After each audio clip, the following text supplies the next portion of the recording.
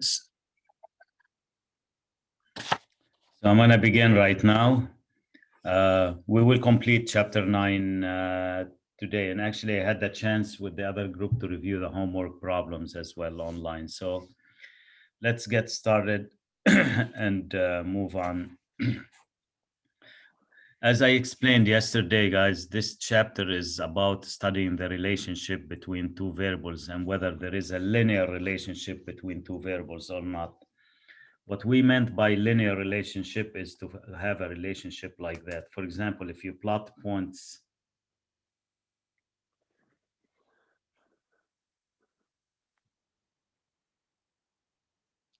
look at the points that I plotted right there. The question is there a pattern, just like a connection, just in how the points related? And it seems to me like as I move, just to the right, just the values, these are the X values right here. And these are the Y values. You can see as you increase the X values, the Y values will increase as well. And there is what we call a relationship. Now, the relationship could be a linear relationship because it seems to me like those points do belong to a line. Look, if I put, just this pencil right there, pen, it will cover, just all the points. That means they kind of belong, just to a line. And here you can see the line right here. And this is why we call the relationship a linear relationship. Linear comes from lines. And you did study in beginning algebra, guys. If you have 2 points that you connect them with what we call a line, and the equation of the line is y equals mx plus b, where m is called the slope of the line. And do you guys know what b is called? What do you call b? Y-intercept. Y-intercept. Y-intercept is the point where the line crosses the y-axis. This is your y-axis and this is your x-axis. So this is called the y-intercept right here. This is the line. The slope of the line measures the steepness, how steep the line is. So, and you find the slope by doing the difference of y's divided by the difference of x's. But you will not be asked, just to do any work, just to find the slope. Just to understand the equation of the line, that it looks like y equals mx plus b. So these points, seem to belong, just to a line, which we're gonna see how technology can help us find the equation of a line. Whereas, guys, if I sketch those points, watch.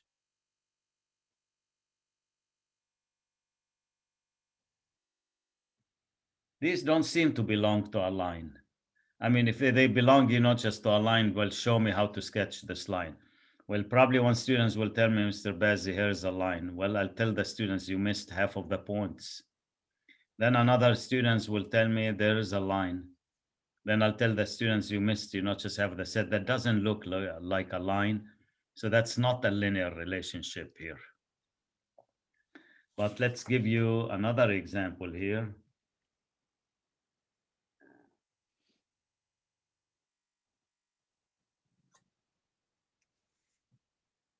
This is linear, guys.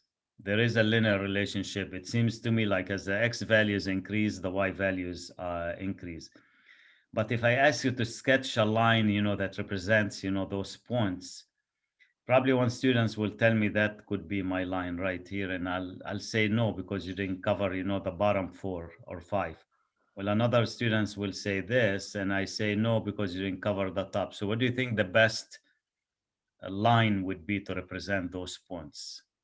If I am to draw a line of best fit that fits all the points. Actually, this line is not going to have any of the points on it. So how do you think this line will be drawn? Is it like right through the middle, or? You got it. Exactly. That is called the line of best fit.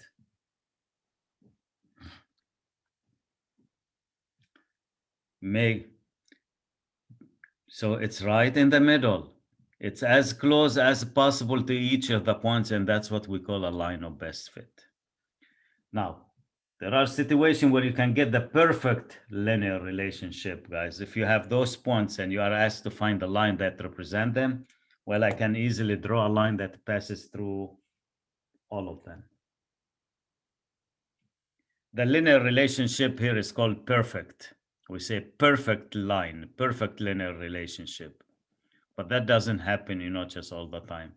Here, these points have a linear relationship, but the line is gonna, as you said, it's gonna be right, just in the middle. That's another scenario where you can get a perfect linear relationship. Look at this. So, and this one, as x increases, the y decreases. So when the line points down as you move to the right, there is a linear relationship, but we call it a negative relationship. A negative relationship, guys, means as x increases, the y decreases. This is a positive linear relationship. As x increases, y increases as well. Here is another scenario.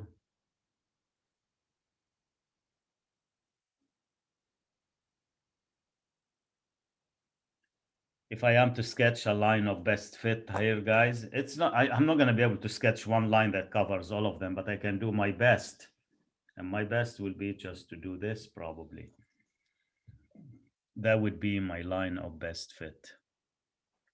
Calculator is going to be able to find the equation of this line and show it to us, which is called the equation of the regression line or line of best fit.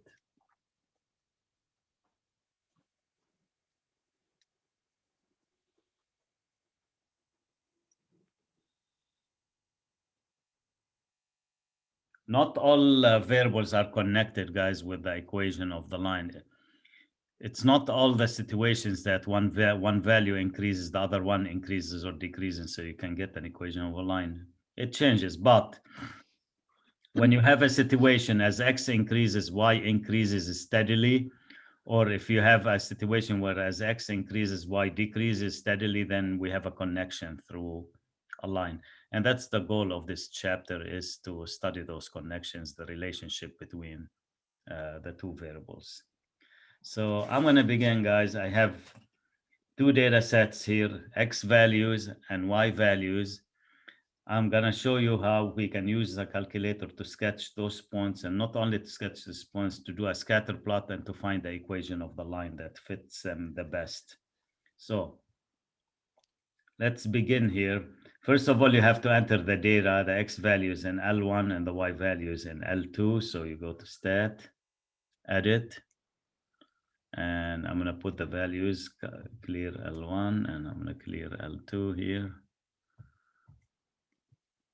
So you get 5.2, 7.3, 6.7, 5.9.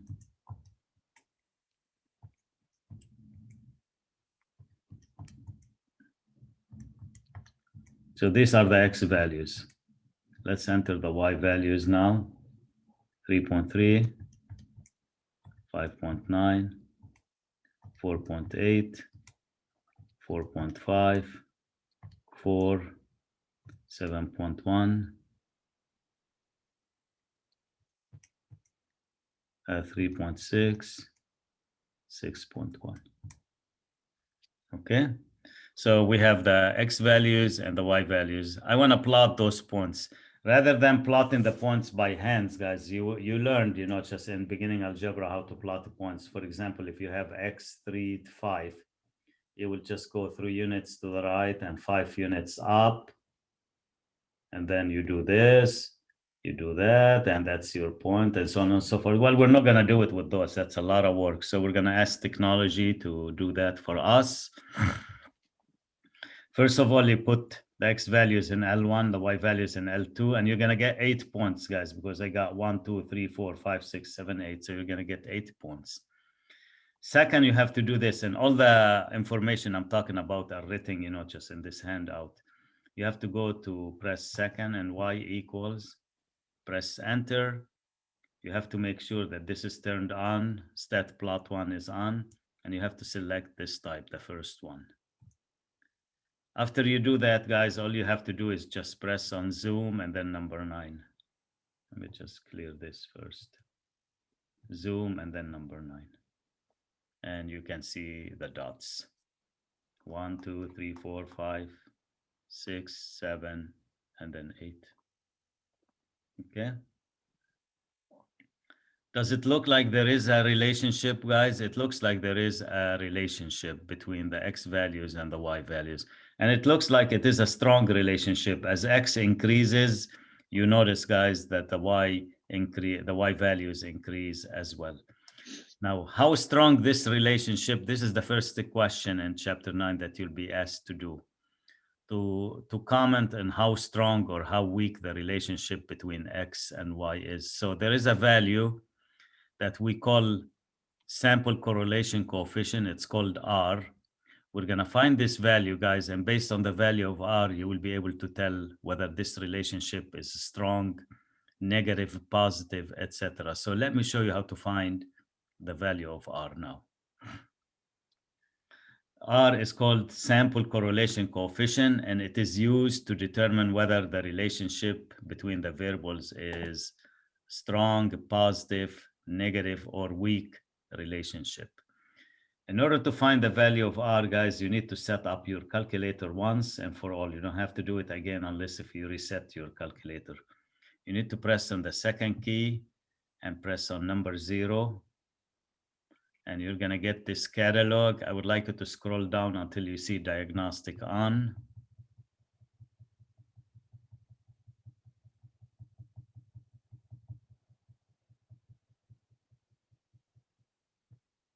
Get in there, on. And then you're going to press enter twice. So diagnostic on is a feature that will allow the calculator to display the value of R that we're looking for. Okay, now guys, you're gonna go to stat, calc, and you're gonna go to number 4, which is called linear regression AX plus B. Linear regression. You're gonna check to make sure that your lists are in L1 and L2, which is correct. That's what I did. And now you're gonna see the value of R, guys. Calculate. And I get R to be 0.97. And let me show you how to interpret the value of R. I already explained that in the handout. It's right here. If R is very close to 1, we say that there is a strong positive linear correlation between X and Y. If R is very close to -1, we say there is strong negative linear correlation between X and Y. If either R equals 1 or -1, we say that all the points fall on the line. That's a perfect relationship. This is called perfect linear relationship. It couldn't be any better. If R is close to 0, guys, then the linear relationship between X and Y is very weak. We will not calculate R by hand. We will use technology to find a value of R, and that's what I did here, finding R using technology.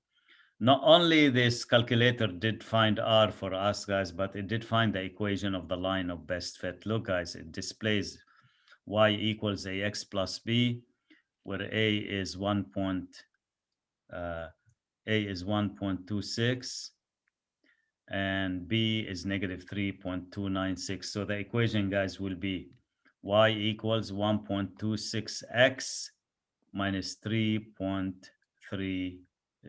So just plug in A by its value and plug in B by its value.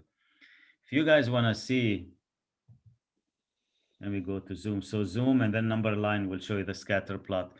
If you want to see how the line of best fit will go through, just those points, let me show you how to sketch this line.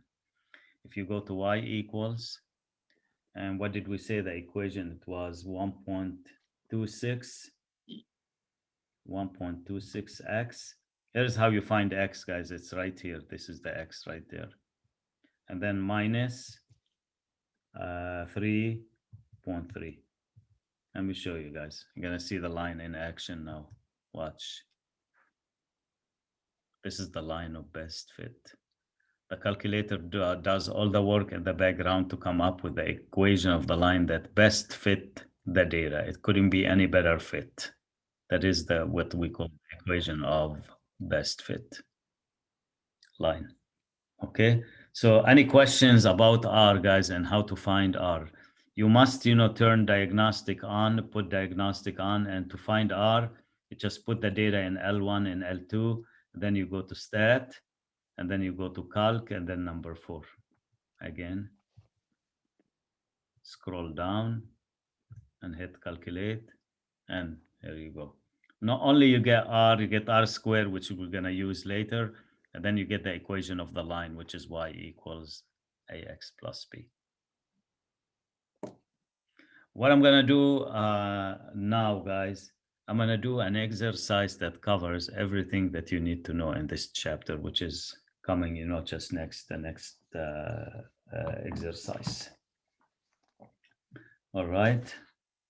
So this is, you need to know that what's highlighted, just in yellow. You need to understand that. If R is close to 1, we have a positive relationship. If R is close to -1, we have negative relationship. If R is close to 0, we don't have a relationship.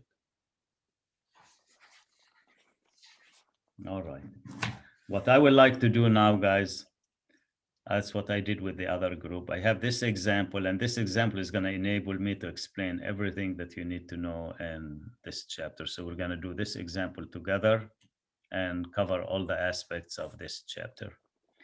I'll give you a minute just to input the data into L1 and L2. So let's put the X values in L1 and the Y values in L2 and show you how we can apply what you learned so far in solving application problems pertaining to linear models.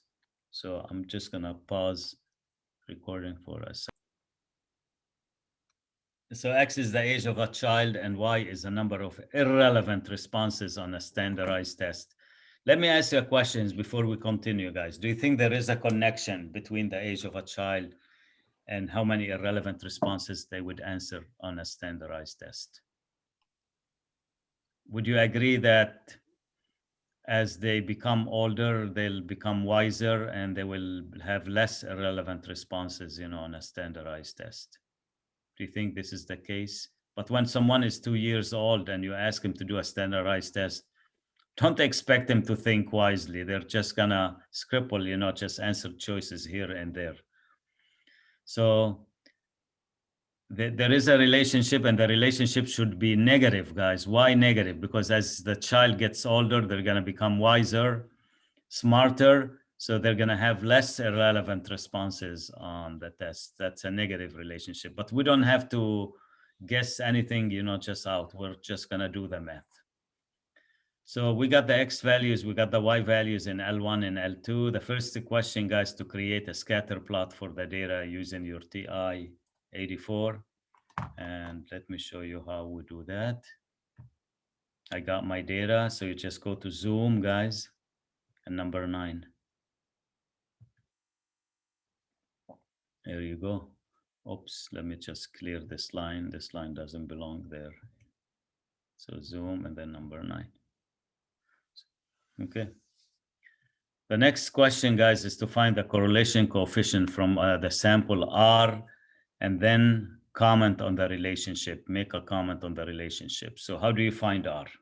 Let me show you again. You go to stat, you go to calc,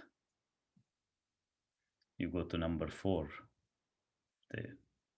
All the directions, instructions are given, just in this handout. And then, guys, you just hit calculate.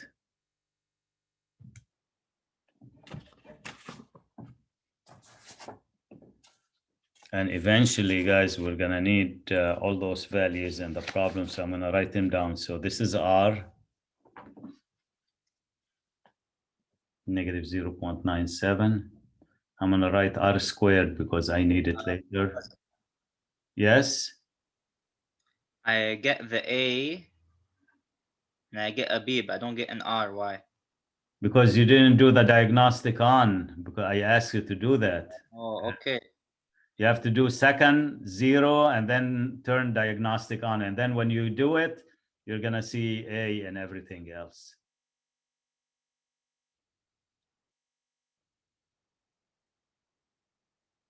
All right. So again, how to get the R and R square, you do it once only. And once you do it, you don't have to do it again, unless if you reset your calculator. You just go to second and then number 0 and scroll down to diagnostic on and press enter twice. And that should give you, then R1, R square will display. So stat, calc, number 4, L1, L2, and hit calculate, guys. And here you go. So we say if R is close to -1, we can say that there is strong negative relationship. And look at R, it's negative 0.97, guys, which is very close to -1. So you can conclude that there is a strong negative relationship between the age of a child and the number of irrelevant responses. So that should be part B here. Find the correlation coefficient R and comment on the relationship between X and Y. Well, I said since R is very close to -1, then there is a strong negative relationship between age of a child and number of irrelevant responses. Y. Professor, when I try to do that, it says invalid dimension on my calculator. So probably you didn't put the data in L1 and L2. Did you put your data sets in L1 and L2? Yeah. It should work. I'm not sure why it's not working, but it should work if you put the data in L1 and L2. Make sure that you have the same number of items in both. If you missed, it should be exactly the same. That's what we did here. So you should have something like that.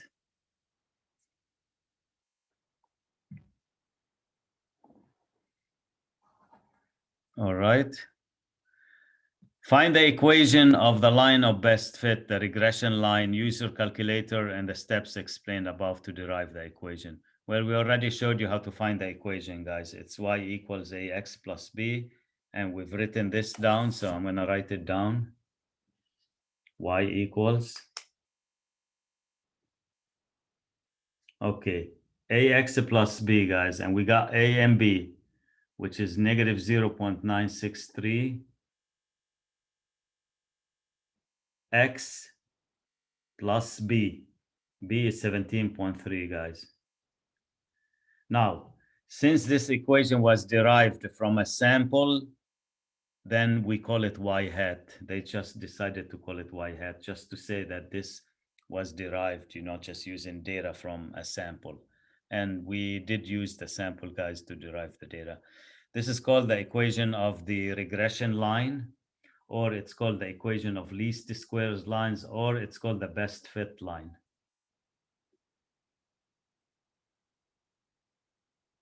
Now, if you guys want to see how this line fit on through the points, let me show you. I'm going to go to zoom and then 9 again.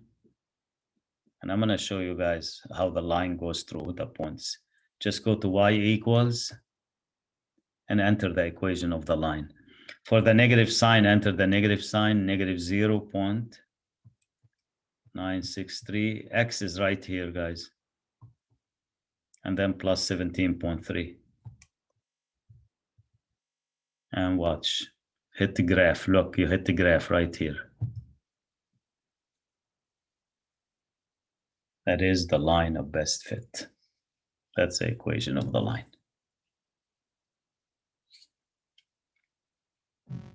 Think of it, just as a highway here connecting all those places. And you don't have to be right on the highway, just to be close to it. These are as close as possible to it. Everybody is close to it, within a very, very reasonable distance here. So you can say all those places are connected through this highway, because it goes through all of them It doesn't go through every single one of them, but it is as close as possible to each one of them. That's how you can think of the equation of the regression line.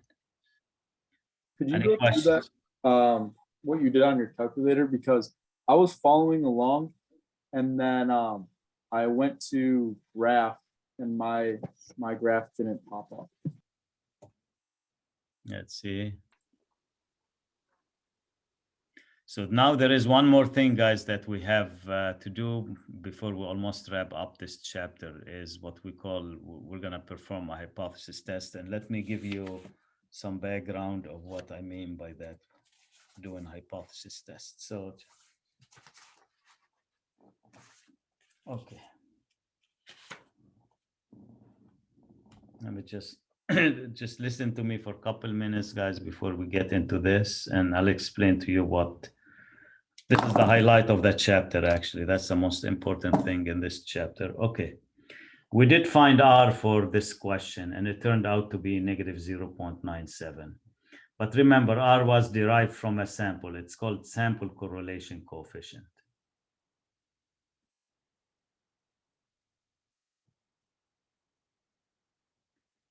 And this R, because it was very close to -1, it kind of gave us a feel or a hint that there is a strong negative relationship between the age of a child and the number of irrelevant responses. But here's the question, guys. This R was derived from a sample of 9 children, 1, 2, 3, 4, 5, 6, 7, 8, 9 children. Can I extend the fact that there seems to be a strong negative relationship between the age of a child and the number of irrelevant responses to the entire population of children? What worked here, does it work, just for any group, just of children? Does it extend, to the entire population? Well, it could be a yes, or it could be a no. We just have to test this claim. This is a claim that I'm making, and we just have to verify the claim. In order, guys, to know the correlation coefficient of the population, this is a sample correlation coefficient. I would have to bring, let's say, the correlation coefficient of the population in the US or in Michigan. I would have to bring every single child in Michigan and have him take a standardized test and see how many irrelevant responses they put. They were talking about millions of children. So in reality, guys, it's impossible, just to find the correlation coefficient of the population. That's why we find the correlation coefficient of a sample. The correlation coefficient of the population has a symbol. It's a Greek letter. It's called rho. This is a population correlation coefficient.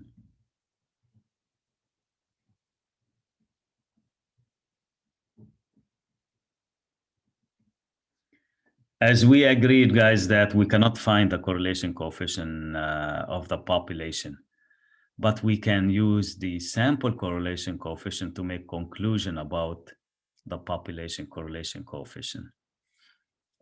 So if he asks me to test this, I will use R to make my conclusion about this. And this is going to be a hypothesis test. So this is called population correlation coefficient. I'm going to walk you guys through the 5 steps of testing a hypothesis about the correlation coefficient. He could ask you to test for positive correlation. That's one question. Or he could ask you to test for negative correlation, or he could ask you to test for correlation. And let me show you the 3 scenarios, guys. We've already done that here. We will test rho against 0. Now, why against 0? Because if you are away from 0, then there is a strong relationship. If you're close to 1 and -1, that means you are away from 0. If you are close to 0, the linear relationship is weak. So if he asked me to test for positive correlation, that would be my null and alternative hypothesis. Rho will be greater than 0, and rho will be less than or equal to 0. If he asked me to test for negative correlation, these would be my hypotheses. Rho is less than 0 and then greater than or equal to 0, the null hypothesis. If he asked me to test if there is correlation, he doesn't mention positive or negative, guys, you would use these two. In the null hypothesis, guys, we don't have relationships. The correlation is not significant because you are close to 0. So actually, rather than saying the claim is here or there, you just put correlation not significant in the null hypothesis. And in the alternative hypothesis, you just, instead of writing the claim or no claim, you just put correlation is significant. Look here, HO, correlation not significant, correlation is significant. So if you end up rejecting the null hypothesis, guys, you can conclude that correlation is significant. And understand correlation, guys, means linear relationship. That means the two variables are related. You're not just using a line. So what I'm going to do now, I'm going to just walk you through the steps of hypothesis testing, the same 5 steps that you know of. Do a hypothesis test, and we're going to be using technology, so you're going to see how easy it is to perform this kind of test. And let me show you what the next step right here.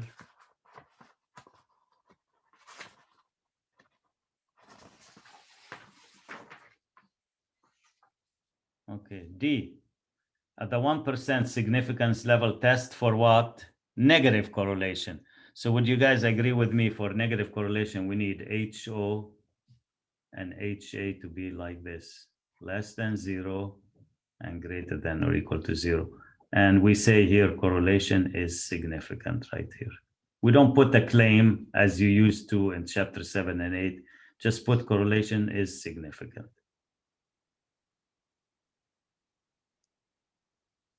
And in the null hypothesis, you put correlation not significant. So it's going to be this. Now, as you can see, guys, I listed all the scenarios, not for the sake of this question. I'm trying to explain the lesson here. So in our case, it's just going to be this one. Okay. You know, there are 4 more steps: the test statistic, the p-value, decide to reject HO or fail to reject HO, and write your conclusion in the context of the claim. To perform a test on the correlation, guys, we perform a t-test. It's called linear regression t-test. And it is built, the good news, it's built on your calculator. Here is where the linear regression t-test is. Let me show you. You go to stat, tests, just like in chapter 7 and 8. Well, in chapter 9, there is only one test that you do. Scroll up, guys. I'm going to scroll up to show you the test. And I think you guys can see it. It says linear regression t-test right here. Press enter. Okay, it's asking you, is your list is in L1, the X values and the Y values in L2? I say yes. All you need, guys, to select the alternative sign. And he says negative, so it's less than 0.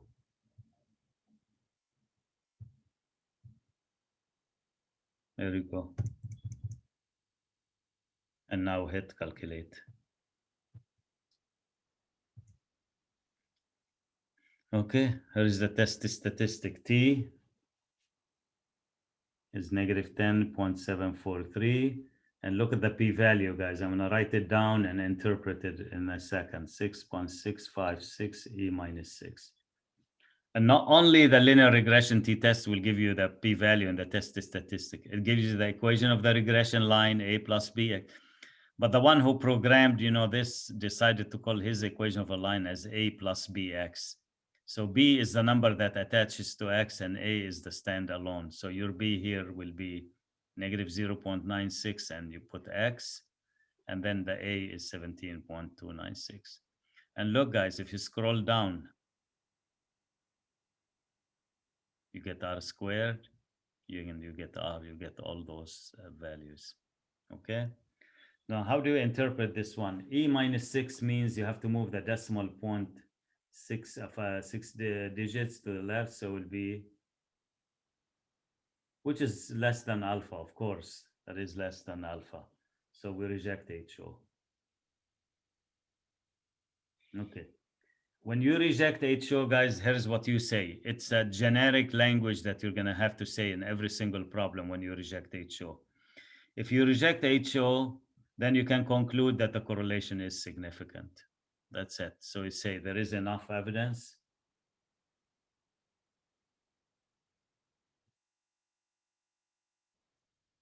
at the 1% level of significance.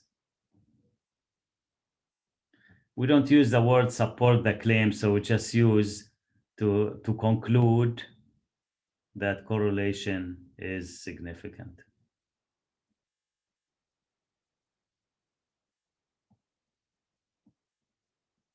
Between the age of the child and the number of irrelevant responses.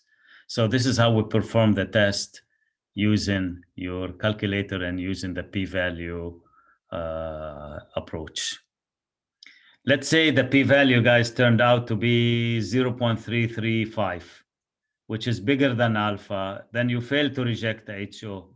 And there is one word that you just add here, guys, and then you get your results. Do you know what that one word is? No. Not enough evidence at the 1% to conclude that correlation is significant. That's it. So guys, in chapter 9, and when you test the hypothesis on the correlation, your conclusion should be one of two. Either there is enough evidence to conclude that correlation of significance, or there is not enough evidence to conclude that correlation is significant. That's it. Not like chapter 7 and 8, there are 4 scenarios here, it's just only 2 scenarios. I've done the work here, guys, showing you how to do this by hand, which I'm gonna do it, just in a little bit. I'm gonna do an example on how to do this by hand, but I'm just gonna enforce the calculator concept so far.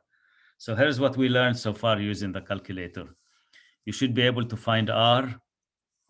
You should be able to do a scatter plot of the data set. You should be able to find the equation of the line, and you should be able to perform a linear regression t-test on the correlation coefficient of the population, which is called linear regression t-test. Okay. Now, the next question, it's an easy one, that's algebra. Find the predicted number of irrelevant responses Y when the age of a child is 8. Any idea, guys? He wants to know what would be Y when X is 8. How do you do it?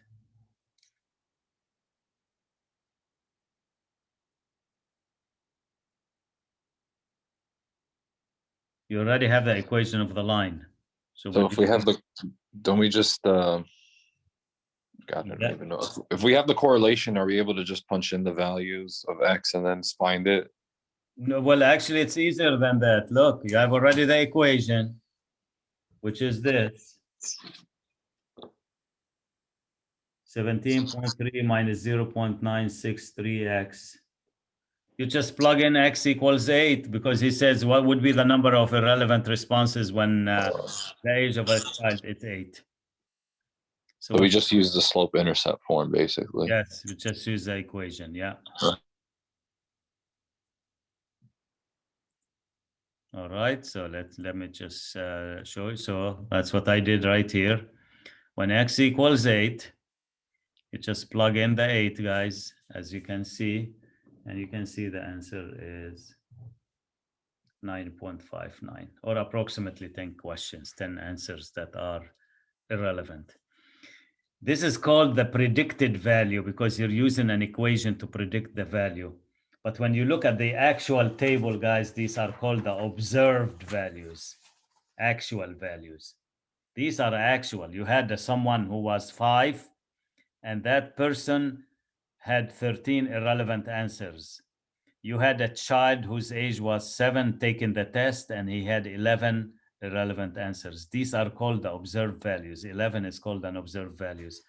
But when you use the equation, guys, to find a value, it's called the predicted value. Okay? So that's why we come up with those models to make predictions, usually for the future. We make predictions for the near future. However, I want to bring something to your attention. If I change X, guys, if let's say I give you this on a test and I tell you, find the number of irrelevant responses when X equals 15. I know I asked this question this morning and a student told me that you plug in 15 in here, just like you did with that. And I said no, and let me tell you why I said no. Why for 15 it doesn't work? What is the youngest age in the table here, guys? 2, right? What is the oldest child here? 12. Do you guys agree? This model, we can be pretty sure that it will work only for children who are between the age of 2 and 12. If you guys go beyond the age of 12, I'm not sure if this model will still hold. Maybe it will break down. That's why I wouldn't ask you, not just to find, just predict the value of y when x equals 15 using this model, because 15 is outside of the range. In the book, he's going to ask you some questions later to plug in x values and find the y values. And he might give you some values that are outside of the range, but he's going to give you a choice to say that the answer is not meaningful to do it. Not meaningful. So you have to select not meaningful. You couldn't do it. So this model will work for any value of x that be as low as 2 and as high as 12, but not beyond those two values, guys. You understand? So that's how this model works. Okay, so here's what we learned so far. Let me now just repeat. So we know how to do the scatter plot. We know how to find R. We know how to find the equation of a line. We know how to perform a hypothesis test using the calculator. And we know, if given X values, how to find the predicted Y values. The last question, guys, and we'll be done. Find R squared and interpret its meaning, which is F. Find the value of R squared. R squared, guys, is called coefficient of determination. Just remember that. And what does it mean? Before I find R squared, guys, and explain it to you, I'm going to do it through a different examples that I feel that it will be easier for you, just to comprehend, just using a different example. Okay, here's my favorite example that I use to explain R squared. Diamond weight and price. First of all, can I be comfortable with saying that all of you agree that as the weight of the diamond, just increase, the price of the diamond increase as well? Is this something that we need to argue about, or that's a fact? It is a fact, guys. Big fact, very important fact. So let's say, guys, if you buy a 0.5 carat diamond, it will cost probably, let's say, $1,200. Let's say if another 0.75 carat diamond costs $1,500. Another 0.75 carat costs $1,600. 1 carat cost $2,000. I don't know about the prices nowadays. 2 carat, we have information that this costs $5,000. 2.5 carat costs $6,000, and 5 carats cost $10,000, and so on and so forth. I think you guys, you agree. I'm not talking about cubic zircon. I'm talking about real diamond, guys. As the weight increases, the price increases. So I think you should agree that there is a strong positive relationship between the price of diamonds and the weight of diamonds. Let's say, guys, we put those in L1 and L2 and we found the correlation coefficient. And let's say the correlation coefficient turned out to be 0.873. What I like one of you guys to find me R squared now. What is R squared? Can someone do it for us? 0.762. 0.762. Thank you. Since you gave me the answer, can you change it to a percent now? What is 0.762 as a percent? 76.2%. Excellent.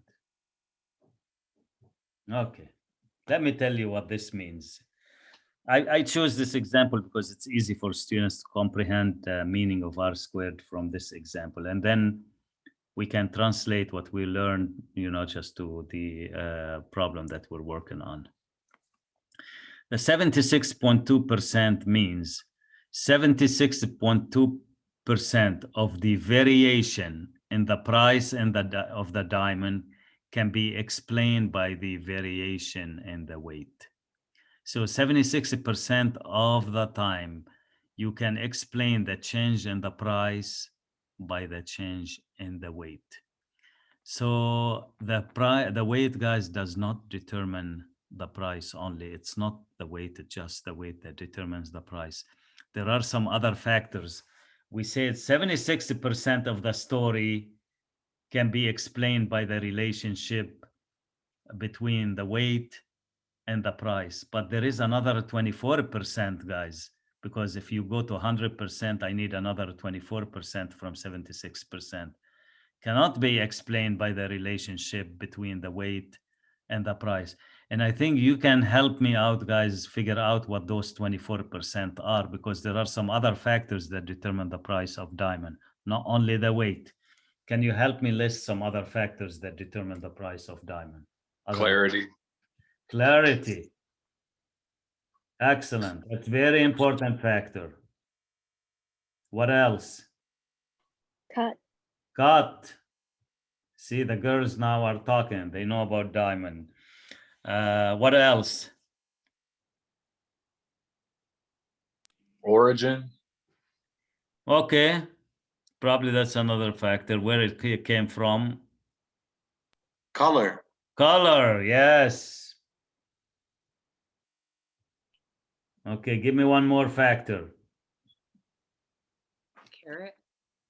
The carat, it's a weight. The weight is the 76% of the story. Now we're talking about 24% of the story.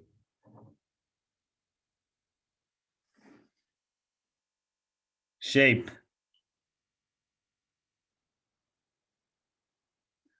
I don't know what other factors. I'm not an expert in this, but these are, and the clarity, guys, is a big deal also in determining the price, just of diamond as well. But the biggest of the deals is the weight, guys. Definitely, that's the big deal right there.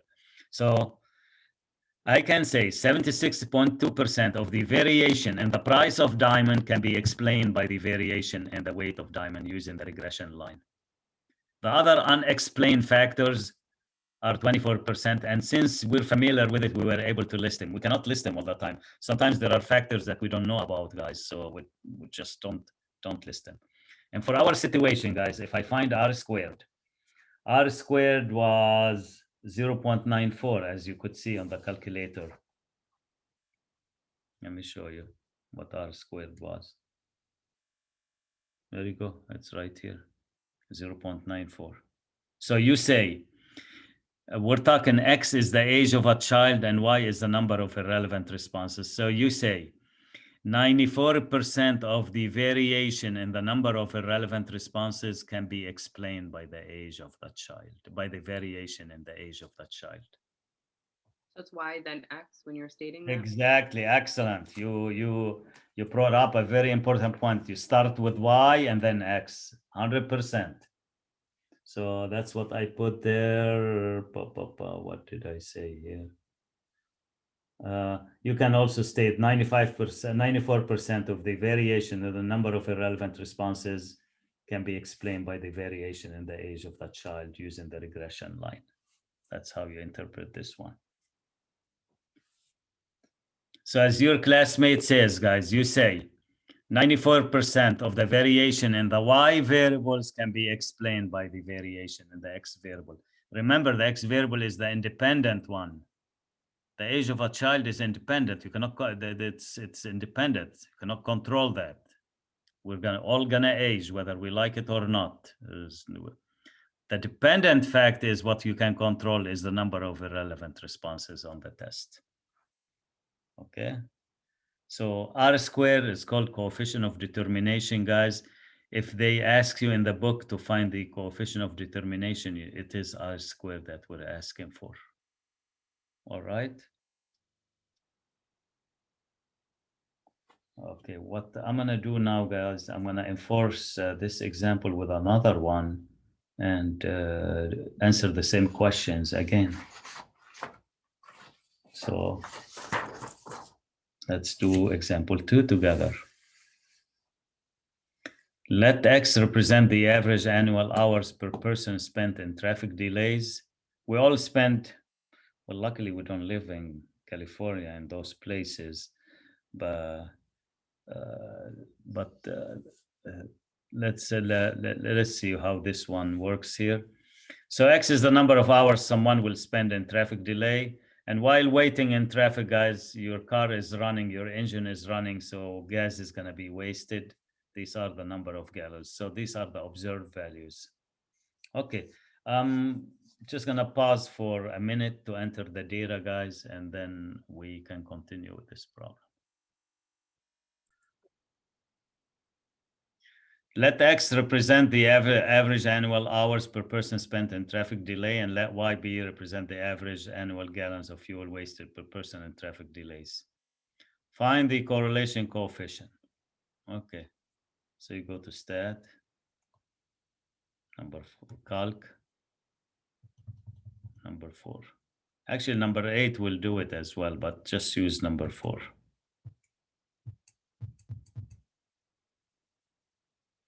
And R, guys, is 0.79, 0.794.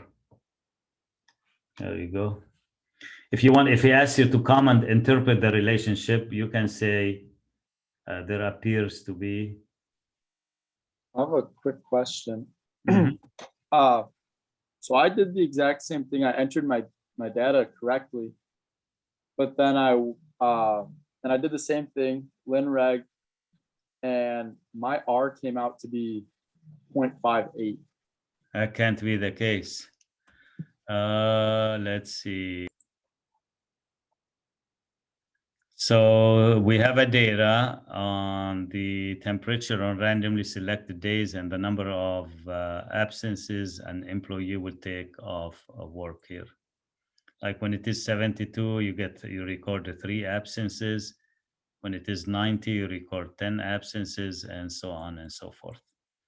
The first question, guys, is sketch a scatter plot for the data set and then find the correlation coefficient and interpret its value.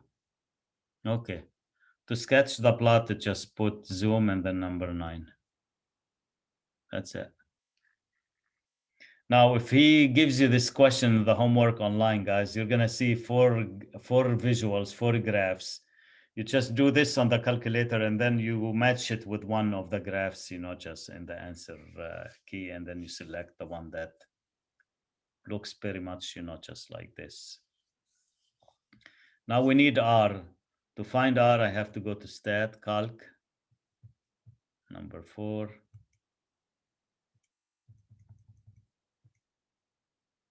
So my R, guys, 0.98. Ooh, huge. Professor, it's not showing me R in the other one, R squared. I turned diagnostic on though, like No, do it again. It's not turned on. Maybe you reset your calculator. It should. If it doesn't work, stay, just after class, and I'll make sure, to fix this one. So R is 0.98, and then you guys say there appears to be very strong. It's very close to 1, guys. Very strong positive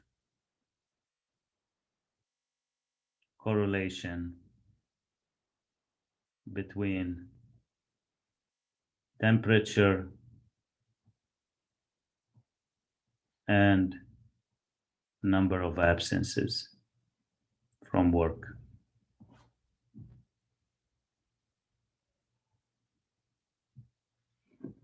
All right, that's R. Test for positive correlation between the temperature and the number of absences. Okay, positive correlation, guys. So let's write them down. We have to select, you know, the proper hypotheses right here. So it's going to be this. Just 1 second.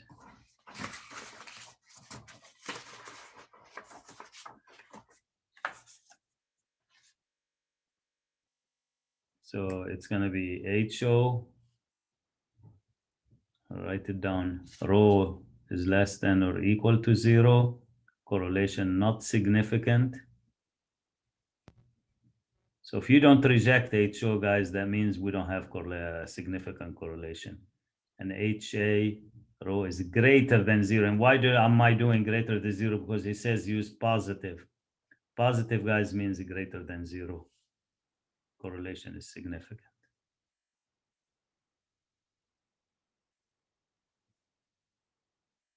And we're going to run what we call linear regression t-test.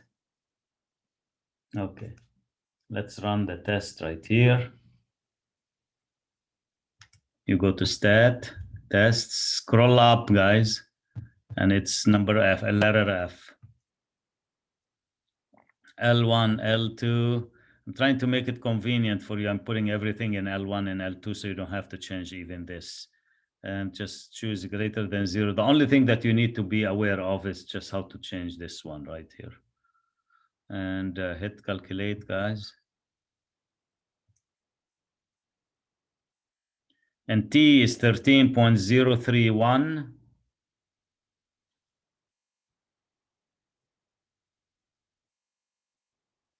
And what's the p-value, guys? The p-value is very small. You can see that. It's 1.8 e minus 6, so it's going to be 0, 0.000018. So it's zeros.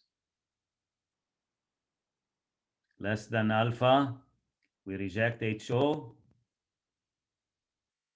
And we conclude that there is enough evidence to conclude that correlation is significant. There is enough evidence to conclude that correlation is significant right here. So there is strong evidence that correlation is significant between the X value and the Y values. Find the equation of the regression line round to 3 decimal places. You can find the equation of the regression line from here, guys. We already did it. Number 4. Enter.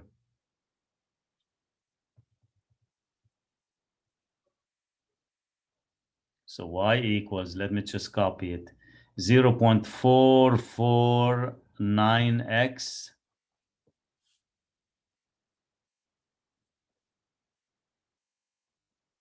plus B. I need B now. Minus 30.268.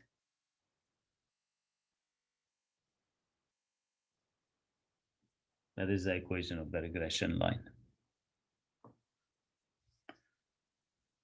What would be the number of absences in a given day if temperature was 95? So just plug in X equals 95, guys. So it will be, and 95 is within the range. So 0.449 times 95 minus 30.268. Let me see what the answer is.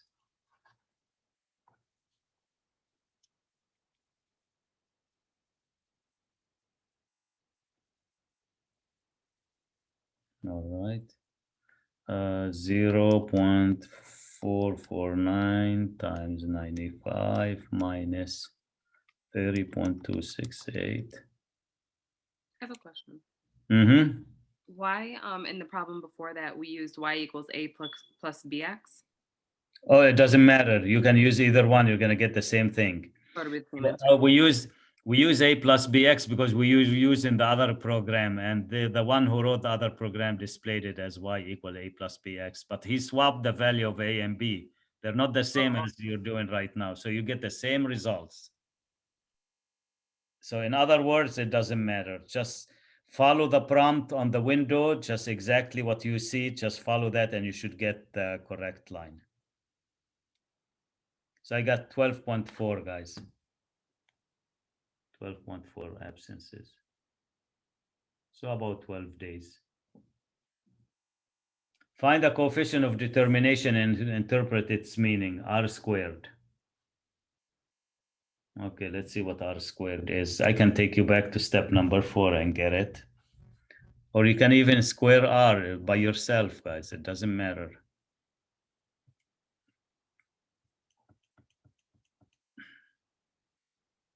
So r squared is 0.96. I'm going to do it as a percent.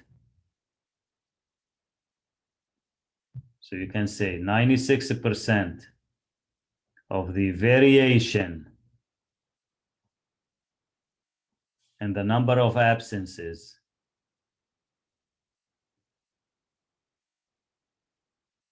from work can be explained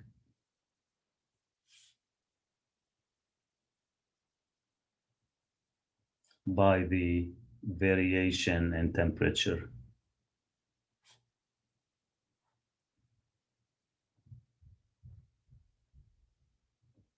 Using the regression line. So this is another typical example, guys, and how to find r squared, find the equation of a line, test the hypothesis. Remember, when we reject HO, we conclude that correlation is significant. If you fail to reject HO, you say there is not enough evidence to conclude that correlation is significant.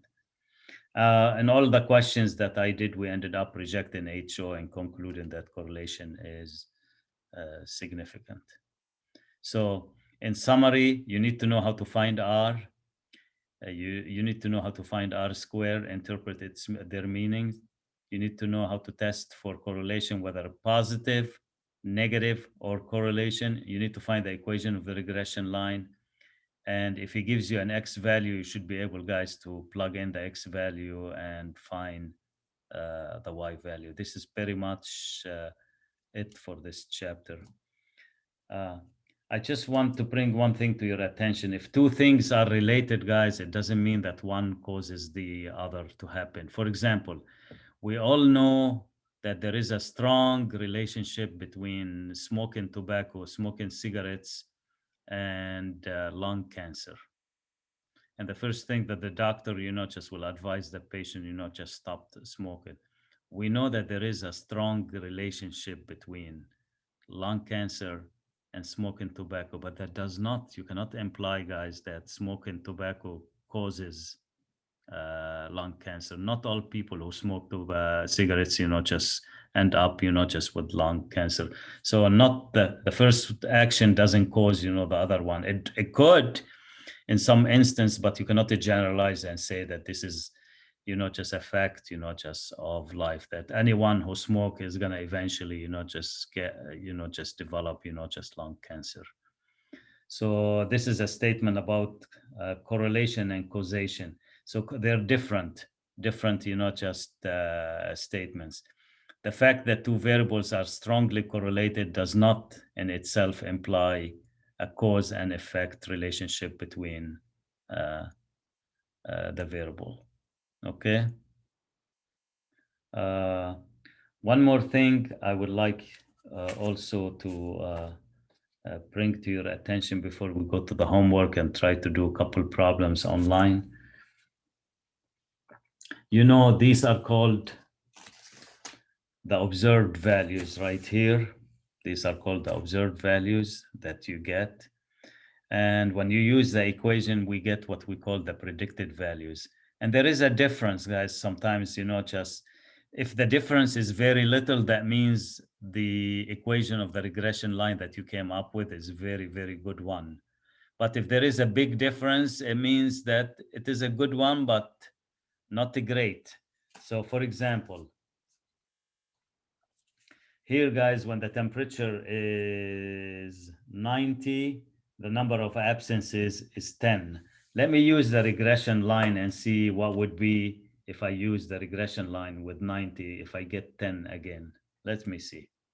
I might get something close to 10. So 0.449 times 90. And then minus, guys, I'm going to minus 30.268. That's the equation. And I'll show you okay, look what I got. That's very close. I have 10 here. I have 10.1. And do you guys know why this equation is very good? Because the correlation coefficient, look, it turned out to be 0.98, which is very close to 1. So it's almost perfect. When it is almost perfect, guys, that means the predicted values, they're going to match, very much match with the observed values. But there is a small difference. The standard deviation of those differences is called the standard error of the deviation. And sometimes, guys, in the book, he might ask you to find this standard error. It's right here of estimate. It is called S. Now, to find the standard error of estimate, guys, you already seen it, but I didn't tell you about it. When you did the hypothesis test, if you just go to linear regression t-test, it is right there. It's S right here. So that's how you find it. Okay. Now, sometimes, guys, he might ask you to perform a hypothesis test using a special table. It's called a Pearson correlation coefficient table, and it's going to give you the table. So I'm going to show you how you can avoid, all those steps that we did 1, 2, 3, 4, 5 to run a hypothesis test. If he asks you to perform a hypothesis test using the Pearson correlation coefficients table, in order to use the table, all you need is to know the value of R. What is the value of R, guys? Here is 0.98. Just keep that in mind and give me a count of the sample size here. 1, 2, 3, 4, 5, 6, 7, 8, 9. Let's keep that in mind. Let me show you how we can use this table to make a conclusion whether correlation is significant or not significant. Okay, so I'm going to the tables right now. The table will pop up, guys. You don't have to have it on the side. Okay, and let's look. The table explains itself. Look what it says. The correlation is significant when the absolute value of R is greater than the value in the table. Okay, do we guys still remember what R was? 0.98. What is the absolute value of 0.98? Is 0.98. Okay, what was the sample size? I said it's 9. And what was alpha? 1%. Okay, so 9 and 1%, that will give me this value in the table, 0.798. Is R, the absolute value of I, bigger than 0.798? The answer is yes. And because the answer is yes, then the correlation is significant. And that's what we concluded. The correlation is significant when the absolute value of R is greater than the value in the table. Let's say R, for example, guys, was 0.47. So the absolute value of 0.47 will be 0.47. And let's say N was 9 and alpha was 1%. So you just go to 9, 1%. 0.798. Well, this case, 0.49 is not bigger than 0.79. Then you say the correlation is not significant. But if the absolute value of R is bigger than the value that you pick off the table right here, then you can conclude that correlation is significant. That is a shortcut, just to the test. I think I put a question there where you can just do it, this way, and the other one where you can do the 5 steps with rho greater than 0, finding the test statistic p-value, rejecting or failing to reject HO, and then writing your conclusion. Any questions, guys? All right, what I would like to do now, I'm just going to take you to the homework. Are we gonna touch base on the project? Yes, I can do that. Just give me 1 second here.